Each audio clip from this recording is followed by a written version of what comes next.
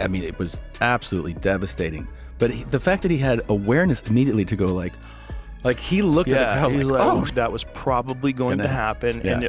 And ultimately, the big win for him would be that he was even willing to do it. Oh, wow, this is for real. And even a little jab that just gently missed him. You could see him thinking, I'll just cut him off eventually.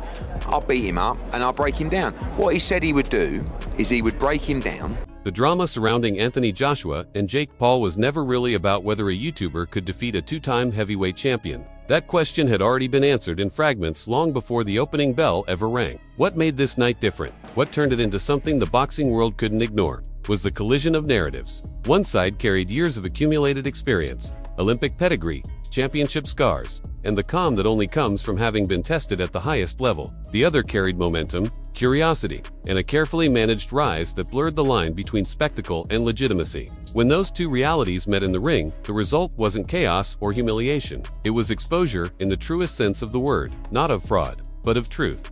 From the moment the fight began, it was clear this was not going to be a reckless demolition. Anthony Joshua did not rush. He did not attempt to erase Jake Paul in a single violent statement. Instead, he did what seasoned professionals do when business, patience, and control matter more than theatrics. He allowed the rounds to breathe. He studied, he waited. The ring may have felt smaller as time passed, but Joshua understood something that hype-driven matchups often ignore. Experience always collects its payment eventually, and it doesn't need to do it loudly.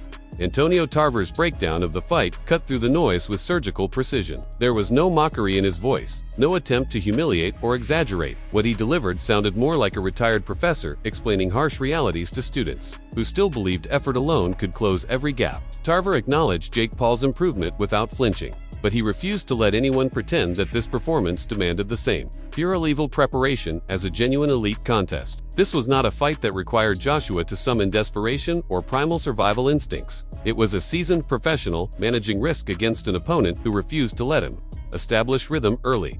That refusal was important. Jake Paul didn't come forward blindly. He didn't freeze under the lights. He moved, circled, disrupted timing, and did his best to prevent Joshua from setting traps. For a while, it worked. The problem, as Tarver explained with brutal honesty, is that you can only do that for so long. Movement without variety becomes predictable. Survival without offense becomes permission. You can't just run, reset, and hope the clock saves you. Eventually, you have to mix it up, and that's where the difference between ambition and accumulation becomes undeniable. Tarver's sharpest criticism focused on Jake's strategy collapsing into single-punch obsession. Hunting for one massive right hand stopped being a weapon and turned into the entire plan. Once that happened, the limitations became obvious. Joshua didn't need to guess. He didn't need to panic. He simply had to manage distance, read patterns, and wait for inevitability. Jake did land an uppercut around the fourth round, a moment that surprised many and even earned him a round in the eyes of seasoned observers. But moments are not momentum. An isolated success doesn't equal sustained effectiveness. What made Tarver's assessment stand out was its maturity. He wasn't shouting, he wasn't declaring fraud, he was diagnosing. He explained that Jake showed improvement, that he lasted longer than many expected, and that he displayed intelligence in how he approached the early rounds. But he also explained that the gap on display wasn't about effort or courage. It was about years. Years of professional fights, years of elite-level pressure, years of learning lessons that cannot be skipped or simulated. You can acknowledge the hard work, you can respect the persistence, you can even applaud the bravery, but you can't outrun the truth forever, especially when that truth punches back with Olympic credentials and heavyweight precision. Tarver made it clear that if Jake Paul wants a genuine blockbuster future, the conversation has to shift. If progress stalls at this level, it's time for realistic discussions, not hype-driven fantasies. That wasn't an insult. That was boxing honesty. Jake Paul did show advancement. To stand in the ring for that long with a two-time heavyweight champion and Olympic gold medalist is not nothing. He was smart in how he went about it, even if he wasn't as effective as he wanted to be. Everyone watching could see the distance between experience and ambition, and that distance is not closed by confidence alone. That's simply what the fight revealed, without cruelty or exaggeration.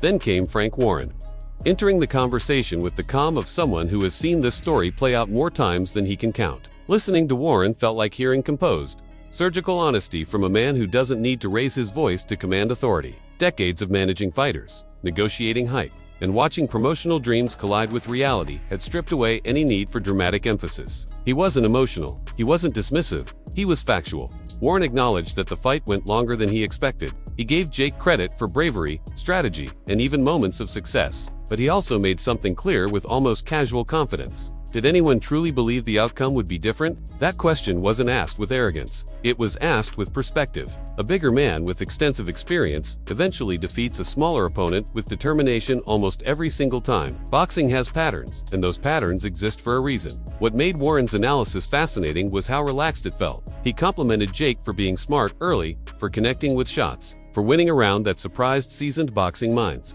But he politely reminded everyone that courage doesn't transform into size, experience, or advanced ring intelligence overnight. When he explained that Joshua didn't rush and that Jake couldn't push him backward, the entire fight was summarized in one calm sentence. No drama, no hype, just reality. That it was like listening to a chess master explain why your creative opening still leads to checkmate. You may have surprised him for a few moves. You may have disrupted expectations, but the board never stopped obeying its rules. Warren expanded beyond the fight itself and began addressing long-term limitations. When he said Jake has heart but lacks experience, it wasn't hatred, it was evaluation. You could hear the promoter's instincts activate as he compared resumes, weight divisions, and the kind of pressure real championship fights impose. When people casually talk about title belts and world-level success, Warren reminded everyone to look at who actually competes in those divisions and what it takes to survive there. There was a moment of almost dry humor when he challenged "Reckless, talk about seriously hurting people." That was the old-school voice reminding everyone this isn't dress-up entertainment. Boxing is dangerous. Consequences are real. You don't fast-track your way to elite success the way you binge a streaming series. No matter how impressive the preview looks, when you combine Tarver's fighter wisdom with Warren's promotional realism, one conclusion becomes unavoidable. Ambition is admirable. Courage is respectable. But boxing does not adjust its timelines for anyone. You don't skip lessons. You don't avoid damage. And you don't bypass the stage where experience arrives to ask if you're genuinely prepared.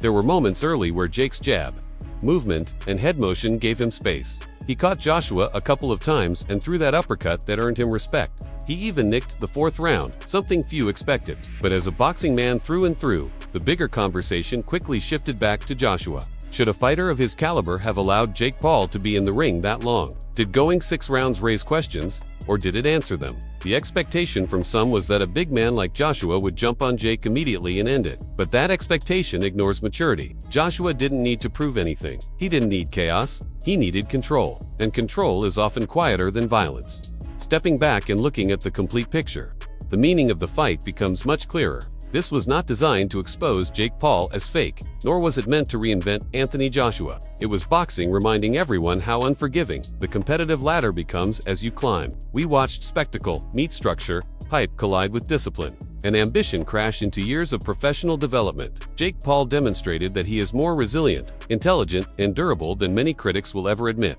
He showed that he belongs in serious conversations, not as a novelty, but as a developing fighter. But Anthony Joshua demonstrated something equally important. At elite levels, patience conquers chaos. Fundamentals defeat isolated moments. And eventually, the ring stops caring about storylines. Tarver offered the competitor's truth. Warren delivered the business reality. Others layered in promotional logic, and somewhere between all that analysis, the sport itself quietly reclaimed control. No predetermined scripts. No convenient shortcuts. Just levels. When people talk about what it takes to beat Anthony Joshua, the answer has always been pressure. You have to push him backward. You have to disrupt his balance and rhythm. Unfortunately for Jake, he simply wasn't strong enough, big enough, or experienced enough to do that. That's not disrespect. That's physics and resume. When you compare who Joshua has been mixing with over the years to the opponents Jake has faced, the difference becomes impossible to ignore. This fight didn't shock the boxing world because of its result. It shocked it because of its clarity. It stripped